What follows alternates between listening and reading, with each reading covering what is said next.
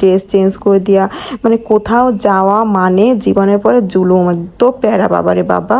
Okay ready আগে করি, তারপর আমরা রেডি হই, কিন্তু ওকে আবার রেডি করতে হয় নিজেরা রেডি হয়ে যাওয়ার পরে। তখন কি হয় না, এনার্জি থাকে না আর নিজের কিছু করার একদমই থাকে না।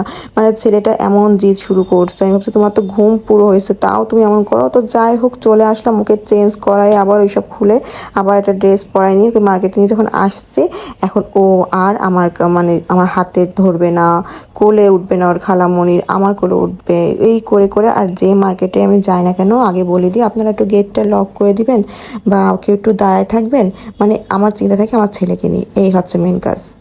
কিন্তু কেউ কি বুঝতেছে এই প্যারাটা, কেউ বুঝতেছে না। যখন বলতে যাই বাসাতে বা মার কাছে গল্প করতে যাই যে তোমার নাতি এই করছে, তোমার নাতি ওই করছে, কিচ্ছু কিনতে দিছে না, দেখতে দিছে না, তখন উল্টা বকা আমাকে খেতে হয়, উল্টা ঝাড়ি আমাকেই শুনতে হয় যে